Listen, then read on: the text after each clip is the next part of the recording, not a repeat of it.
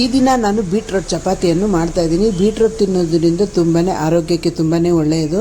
ಇದು ರಕ್ತದೊತ್ತಡವನ್ನು ತಡೆಗಟ್ಟುತ್ತೆ ಮತ್ತು ಮಲಬದ್ಧತೆಯನ್ನು ಕೂಡ ತಡೆಗಟ್ಟುತ್ತೆ. ಜೀರ್ಣ ಶಕ್ತಿಗೆ ಕೂಡ ತುಂಬಾ ಆರೋಗ್ಯಕ್ಕೆ ಒಳ್ಳೆಯದು. ಇವಾಗ ಇದನ್ನು ಹೇಗೆ ಮಾಡಬೇಕು, ಅದಕ್ಕೆ ಏನೇನು ಪದಾರ್ಥ ಹಾಕಿದ್ದೀನಿ ಅಂತ ನೋಡ್ಕೊಂಡು ಬರೋಣ. Welcome to Aryavaishya veg cooking ಚಾನಲ್ಗೆ ಸ್ವಾಗತ ಸುಸ್ವಾಗತ. ಎಲ್ಲರಿಗೂ ನನ್ನ ನಮಸ್ಕಾರಗಳು. ಮೊದಲಿಗೆ ಒಂದು ಮಿಕ್ಸಿ ಜಾರ್ ತಗೊಳ್ಳೋಣ. ಅದಕ್ಕೆ ರುಚಿಗೆ ತಕ್ಕಷ್ಟು ಉಪ್ಪನ್ನು ಹಾಕಿ 3 ಹಸಿಮೆಣಸಿನ್ಕಾಯಿ ಹಾಕಿ ಶುಂಠಿ 1/4 ಇಂಚಿನಷ್ಟು ಪೀಸ್ ಮಾಡಿ ಹಾಕಿದ್ದೀನಿ. ನಂತರ ಕೊತ್ತಂಬರಿ ಸೊಪ್ಪು 1 ಹಿಡಿಯಷ್ಟು, ನಂತರ ಒಂದು ದೊಡ್ಡದಾದ ಬೀಟ್ರೋಟನ್ನು ತಗೊಂಡಿದ್ದೀನಿ. ಅದನ್ನು ಹೆಚ್ಚಿ ಮಿಕ್ಸಿ ಜಾರ್ನೊಳಗೆ ಹಾಕೋಣ.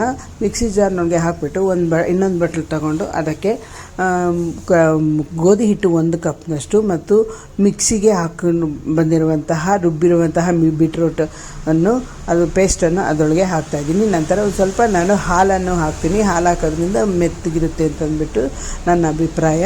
ಮತ್ತು ಸ್ವಲ್ಪ ಎಣ್ಣೆಯನ್ನು ಕೂಡ 3 ಟೀ ಸ್ಪೂನ್ನಷ್ಟು ಎಣ್ಣೆಯನ್ನು ಹಾಕೋಣ. ಉಪ್ಪು ರುಬ್ಬುವಾಗೆ ಉಪ್ಪು ಹಾಕಿರೋದ್ರಿಂದ ಉಪ್ಪು ಹಾಕಿ ಕಲಸೋ ಕೆಲಸ ಏನು ಇಲ್ಲ.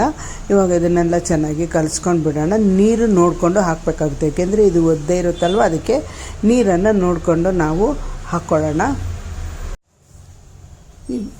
ಹಿಟ್ಟನ್ನು ಕಲಿಸ್ಬಿಟ್ಟು 1-2 ನಿಮಿಷ ಹಾಗೆ ಇಟ್ಬಿಡೋಣ. ನಂತರ ಅದನ್ನು ಲಟ್ಟಿಸ್ಕೊಂಡು ಸುಡಬೇಕಾಗುತ್ತೆ. ಇವಾಗ ನೋಡಿ ಹಿಟ್ಟನ್ನು ಕಲಸಿರೋದು ಆಗಿದೆ. ಇವಾಗ ಈ ಹಿಟ್ಟನ್ನು ಉಂಡೆ ಕಟ್ಕೊಂಡು ಲಟ್ಟಿಸ್ಕೊಳ್ಳೋಣ. ಲಟ್ಟಿಸ್ಕೊಂಡಿದ್ದಾದಮೇಲೆ ಒಲೆ ಮೇಲೆ ಅಷ್ಟೊತ್ತಿಗೆ ಹೆಂಚಿಟ್ಟಿರ್ತೀನಿ. ಹೆಂಚು ಅಷ್ಟೊತ್ತಿಗೆ ಕಾಯಿರುತ್ತೆ. ಇವಾಗ ಲಟ್ಟಿಸಿರೋದಾಗಿದೆ, ಹೆಂಚು ಕೂಡ ಕಾದಿದೆ.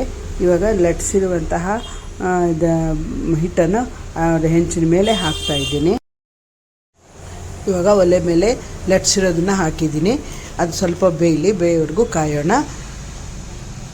ಮತ್ತು ಎಣ್ಣೆಯನ್ನು ಸ್ವಲ್ಪ ಅದಕ್ಕೆ ಹಾಕ್ತಾಯಿದ್ದೀನಿ. ಎಣ್ಣೆ ಸವರ್ಬಿಟ್ಟು ನಂತರ ಅದನ್ನ ತಿರುವಾಕೊಳ್ಳೋಣ. ತಿರುವಾಕಿದ್ದಾದಮೇಲೆ ಅಲ್ಲಿಯೂ ಕೂಡ ಎಣ್ಣೆಯನ್ನು ಸವರಿ ಹಾಕ್ತಾಯಿದ್ದೀನಿ. ಚೆನ್ನಾಗಿ ಕಾಯೋದಕ್ಕೆ ಬಿಡೋಣ. ನಾನು ಸುಡೋವಾಗ ಹಾಕಿ ಎಣ್ಣೆ ಹಾಕಿಬಿಟ್ಟು ನಂತರ ತಿರುವಾಕ್ಕೊಂಡು ಇನ್ನೊಂದು ಕಡೆ ಕೂಡ ತಿರುವಾಕ್ಕೊಂಡು ಎಣ್ಣೆಯನ್ನು ಹಾಕ್ತೀನಿ. ಅದು ಆವಾಗ ಚೆನ್ನಾಗಿ ಮೆತ್ತಗಿರುತ್ತೆ ಅಂತಂದ್ಬಿಟ್ಟು ಆ ತರಹ ಮಾಡ್ತೀನಿ. ನಾವು ಹಾಕಿದ ತಕ್ಷಣವೇ ಎಣ್ಣೆ ಹಾಕಬಾರ್ದು. ಅದು ಸ್ವಲ್ಪ ಬೆಂದ ಮೇಲೆ, ಅದು ಚಪಾತಿ ಬೆಂದ ಮೇಲೆ ತಿರುವಾಕ್ಬಿಟ್ಟು ಎಣ್ಣೆಯನ್ನು ಹಾಕಬೇಕು. ಹೀಗೆ ಮಾಡೋದ್ರಿಂದ ಮೆತ್ತಗೆ ಇರುತ್ತೆ ಚಪಾತಿ. ಇವಾಗ ಬೀಟ್ರೋಟ್ ಚಪಾತಿ ಬೇಯ್ತಾ ಇದೆ. ಇದು ತುಂಬಾ ಟೇಸ್ಟಿಯಾಗಿರುತ್ತೆ. ನೀವು ಒಮ್ಮೆ ಮಾಡಿ ನೋಡಿ.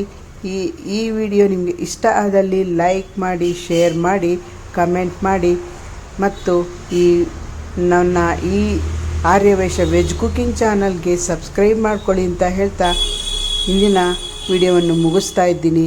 ಬಿಸಿ ಬಿಸಿಯಾದ ಬೀಟ್ರೋಟ್ ಚಪಾತಿ ರೆಡಿ. ಇದಕ್ಕೆ ನಾನು ಚಪಾತಿಗೆ ಚಟ್ನಿಯನ್ನು ಮಾಡಿಲ್ಲ. ಮಸಾಲೆ ರುಬ್ಬುವಾಗ ಹಸಿಮೆಣಸಿನ್ಕಾಯಿ ಹಾಕಿರೋದ್ರಿಂದ ನಾನು ಚಟ್ನಿಯನ್ನು ಮಾಡಿಲ್ಲ. ನಿಮಗೆ ಬೇಕಿದ್ದರೆ ಚಟ್ನಿ ಮಾಡಿಕೊಂಡು ತಿನ್ಬೋದು. ತುಂಬಾ ಟೇಸ್ಟಿಯಾದಂತಹ ಮತ್ತು ಆರೋಗ್ಯವಾದ ಬೀಟ್ರೋಟ್ ಚಪಾತಿ ರೆಡಿ. ಈ ವಿಡಿಯೋ ನೋಡಿದ್ದಕ್ಕಾಗಿ ತುಂಬ ಧನ್ಯವಾದಗಳು.